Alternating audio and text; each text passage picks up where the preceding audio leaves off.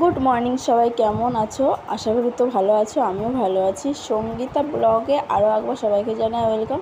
তো সকাল সকাল ঘুম থেকে উঠেই দেখো আগে জানলাটা খুলে নিলাম, আর বাইরের ওয়েদারটা তো বেশ কুয়াশা কুয়াশা হালকা হালকা, বেশ ভালোই লাগছে। তারপরে এইদিকে বিছানাটা গুছিয়ে নিচ্ছি। আর এই বিছানা চাদরটা না এই আমার শাশুড়ি মা কিনে দিয়েছে, ওই বাড়িওয়ালা কিনে এনেছিল।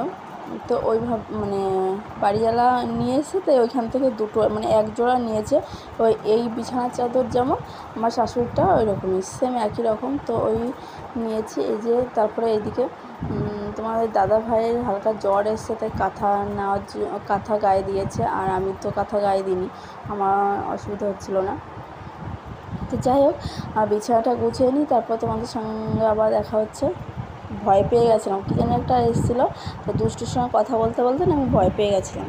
তো এইদিকে বিছানাটা গুছিয়ে সব কিছু ওই যে আলমারি শোকেসটা মুছে নিলাম। আমি সকালবেলা এই কাজটা মানে প্রতিদিনই করার চেষ্টা করি, কারণ ওই একবার করে বেরিয়ে গেলে আর করা হয় না, আর যদি না করে বেরিয়ে যায় আর করা হয় না, মানে করে বেরিয়ে গেলেও করা হবে না, আর করে না বেরোলেও মানে আর করা হবে না, ওইরকম একটা ব্যাপার। তো এদিকে শোকেস আলমারি সব মুছে টুছে এইদিকে ঘর ঝাড় দিতে চলে এসেছি। তো চলো দেখতে থাকো।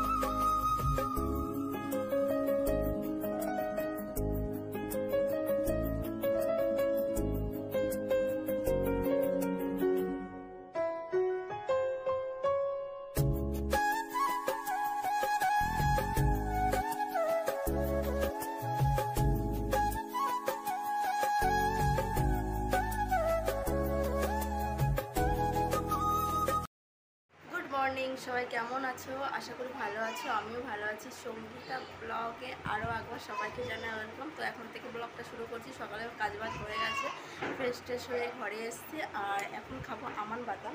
তো রাতের বেলা আমান বাদাম ভিজিয়ে রেখেছি, এই যে, আর এই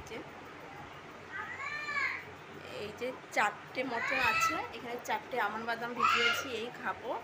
আর সারা দিনটা কীভাবে কাটাই তোমাদের সঙ্গে শেয়ার করবো। তো চলো দেখতে থাকবো, আশা করি তোমাদের ভালো লাগবে। তো এখানে আমার বাদাম আছে 4টে, জল দিয়ে ভিজে রেখেছিলাম আগের দিন রাতেরবেলা, তো সেটাই এখন খাবো। আর প্রতিদিন না আমন বাদামটা খেলে পরে সামান্য শরীরে দুর্বলতা একটু কেটে যায়, তো ওই জন্য আমি আমন বাদামটা বেছে নিয়েছি খাওয়ার জন্য। ওই আখরোট মাখরোট ওই কিশমিশ সেগুলো খেতে পারি না, মানে আর আমাদের এইদিকে পাওয়াও যায় না, গেলে সেই বনগাঁ বা অন্য কোথাও গেলে বা অনলাইন থেকে কেনা হবে। আর কিনছিও না, ওই আলসেমি ইয়েতে যে কিনবো করে কেনা হয় না, শুধু আমন বাদামটাই কিনে নিয়ে খাই। এই তো যাই হোক, এদিকে আমি আমন বাদামগুলো ছুলে নিচ্ছি, আর বাইরে সবাই কথাটা চা বিস্কুট খাচ্ছে, চাটা খাচ্ছে বাইরে। আর আমি তো সকালবেলা মাঝে মাঝে চা মুড়ি বিস্কুট খাই, আবার মাঝে মাঝে খাই না, আমার হয়েছে মানে কোনো তারে ঠিক নেই। তো এই এখন আমন বাদাম সকালবেলা এক গ্লাস খালি পেটে জল খেয়ে আমন বাদাম খাই, ওই 4টে করে ভিজিয়ে রাখি, সেটাই খাই। তারপরে বাকি পরে যা খাওয়ার সেটাই খেয়ে নিই, অন্য কিছু যদি কিছু খেতে ইচ্ছে করে। তো দেখো আমার বাদাম খাওয়ার পরে একটা লম্বু আছে, মানে 4টে লম্বু আনা হয়েছে, একটা দুষ্টুকে দিয়েছি, আরও 3টে আছে, আর তার মধ্যে আমি একটা খাবো।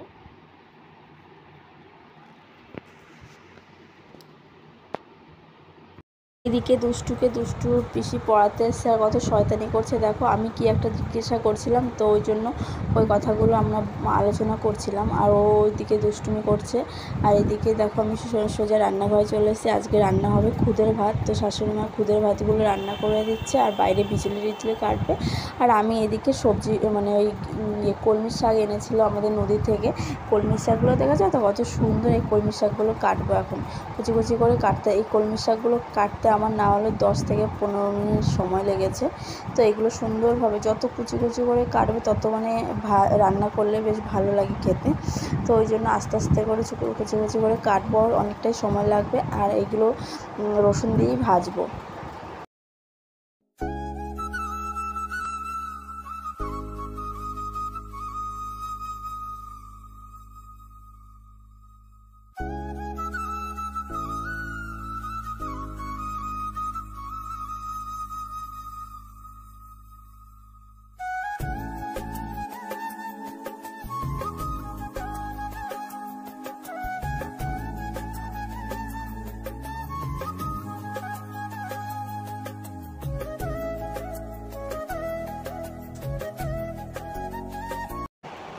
তো এখানে আমি মানে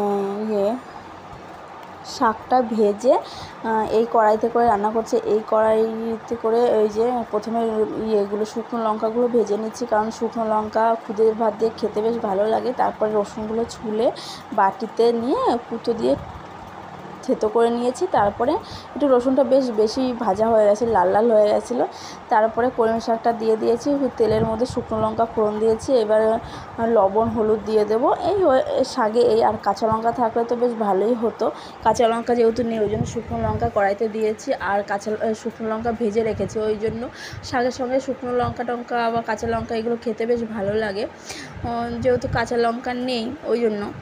তারপরে এইদিকে আজকে তো দুপুরবেলা রান্না হয়েছিল, আর তোমাদের সঙ্গে কিছু শেয়ার করিনি। দুপুরবেলা শাশুড়ি মা রান্না করেছে, এই যে কুচে মাছের ঝোল করেছে, এদিকে কাঁচকলা দিয়ে মানে লাটা মাছ রান্না হয়েছে, আর এদিকে মাছি পড়ছে এই যে ভাতের মধ্যে। দুষ্টুকে ভাত খাওয়ানোর জন্য মানে মাখা হয়েছে। আর এদিকে দুষ্টু বই নিয়ে পড়ে সন্ধ্যের সময় সারাদিন মানে আর ওই দুপুরবেলা খাওয়া দাওয়া করে ওই 4টে সাড়ে 4টের দিকে খেয়েছি। তারপরে আবার শুয়েছিলাম, কোনো কিছু তোমাদের সঙ্গে শেয়ার করিনি। বিকেলবেলা একবার সন্ধ্যের সময় দুষ্টুকে হাত পা ধুয়ে এনে ওকে পড়ানো মানে লেখানো শেখাচ্ছি। তো কেমন লাগছে, ওকে লিখতে পারছে কি পারছে না অবশ্যই কমেন্টে জানিও। আর ও কেমন লেখা, হাতের লেখা কি ভালো না অবশ্যই কমেন্টে জানিও। তো নতুন শিখেছে সবই, ওর পিসির কাছ থেকে বেশ ভালোই শেখে, পড়াটা বেশ ভালোই বুঝে নেয়। তো চলো ভিডিওটা এখানেই শেষ করছি, আর বেশি বড় করব না। আজকের ভিডিওতে সেরকমভাবে তোমাদের সঙ্গে কিছু শেয়ার করতে পারিনি। তো দেখতে থাকো, নেক্সট ব্লগে আবার আসবো। ততক্ষণ তোমরা ভালো থেকো, সুস্থ থেকো। আর রাতের বেলা রান্না কিছু হয়নি বলতে ওই দুপুরে তরকারি ছিল, আর রাতের বেলা রুটি ছিল। আমি দুধ দিয়ে রুটি দিয়ে খেয়েছি। এইভাবে আজকে ব্লগটা শেষ হয়ে গেছে। কেমন লাগছে অবশ্যই কমেন্টে জানিও, সাবস্ক্রাইব করে দিও। উঠে বসো।